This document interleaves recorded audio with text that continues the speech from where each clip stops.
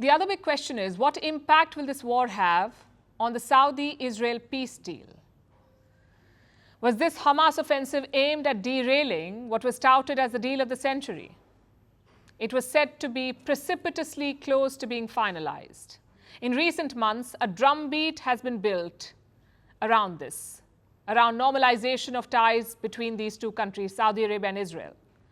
The deal is being brokered by the United States of America. It would be a tectonic shift in the geopolitics of West Asia. There's no question. The Abraham Accords heralded the dawn of a new age of peace. But I believe that we are at the cusp of an even more dramatic breakthrough, an historic peace between Israel and Saudi Arabia. But here's the thing. It also carries major implications for other actors beyond the three stakeholders. And the one with the biggest stake here is Palestine. First, let's tell you what's in it for the principal players. The Saudis see this deal as a way to further their interest through the US. Because at the heart of this potential deal is what Riyadh wants from Washington. Saudi Arabia wants a military pact with the US. It would require Washington to defend the kingdom in return for opening ties with Israel. Defend against whom, you ask? Mainly Iran. Saudi Arabia and Iran have been at odds for decades. Well, this year, diplomatic relations between the two resumed after a 7-year break, but the power tussle between Riyadh and Tehran remains. Iran's large missile arsenal is another big worry for the Saudis. In 2022, the deal was first discussed between Crown Prince Mohammed bin Salman and US President Joe Biden. Initially, Riyadh wanted ironclad NATO-style defense guarantees. But that's not happening. And so the Saudis have since conceded that the final pact may fall short of that. Riyadh also wants American support for a civilian nuclear program. So they have a full list. What about the US? What does the US stand to gain? What's in it for them? By bringing two longtime foes together, it would be a big win for Joe Biden. Also perfect timing, because the US election is around the corner. And Biden needs a foreign policy win. This could be it. What about Israel? Why would Israel want this? Saudi Arabia is the richest and the most powerful Arab state, the de facto leader of the Muslim world. If Saudi Arabia recognizes Israel, it would counter the view that the presence of a Jewish state in the mostly Muslim region is illegitimate. It would help open doors in other Muslim nations such as Malaysia and Indonesia. And just like Saudi Arabia, Israel too wants a defense pact with the US. They already have a very good relationship. The Netanyahu government was willing to make limited concessions to the Palestinian Authority. The Palestinian Authority governs the West Bank. But they lost power in Gaza to Hamas. Like I said, more than a decade ago, the Hamas took control of Gaza, and the Strip has been under the control of this Islamist group since. Coming back to the deal, it seemed to be a win-win situation for Israel, Saudi Arabia, and the US.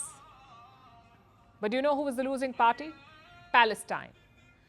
Israel has been looking to limit the scope of concessions it gives on Palestine. There's pressure on Biden to push Israel further to advance the two-state solution. But this has been a sticking point because Israel's government is ideologically opposed to Palestinian statehood, the current government. Here's an example of the resistance. The Haaretz is an Israeli newspaper. It reported that one of Netanyahu's aides referred to Mahmoud Abbas as, quote-unquote, the mayor of Ramallah. Mahmoud Abbas is the president of the Palestinian Authority. The Israeli official reportedly said, the mayor of Ramallah will not determine the details of the deal. And it appears that Saudi Arabia agreed. Reports say Riyadh would not hold up the deal, even for the Palestinians, even if Israel did not offer any major concessions on statehood for Palestine. So the Palestinian cause was being put on the back burner. It has been on the back burner for a while now. It's time the world accepted it. And this could be why Hamas launched this offensive. One, Israel's attention will be diverted to this war, and two, it complicates the situation for Saudi Arabia now. By all accounts, the Israeli counteroffensive will be ruthless.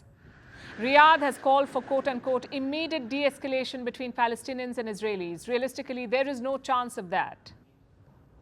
But then again, Hamas hasn't really ever needed a reason to attack Israel. Its rocket launches against Israel are almost a daily affair. But today, they took all of it a step further by invading Israeli territory. And there's also another player in this puzzle of West Asian politics, that is Iran, a country which backs and funds the Hamas, as we just told you. In the aftermath of the attack on Israel, while almost all countries condemned it, guess who did not? Iran. An advisor to its supreme leader, Ali Khamenei, has said that Tehran supported this attack. He even went on to congratulate the fighters. He called them fighters. And this provocation also gives rise to speculation that Israel could attack Iran. There's a lot of reports doing the rounds. There's a lot of speculation as well. How far is Israel prepared to go? Will they just limit themselves to the Gaza Strip? Will they also take this attack to Iran? For decades, Israel has considered Iran as its #1 enemy. Israel has fought Iranian proxies on its borders. The 34-day war with Hezbollah in Lebanon was fought in 2006. And since the 1990s, Israel has been battling with Hamas and the Palestinian Islamic Jihad. In May this year, Netanyahu said 95% of Israel's security problems come from Iran. So Israel attacking Iran is a very real possibility. And amidst all this warmongering, where does the Saudi-Israel peace deal stand? Certainly delayed, if not derailed. As the war clouds gather, it seems West Asia's chance at peace has been put on hold again.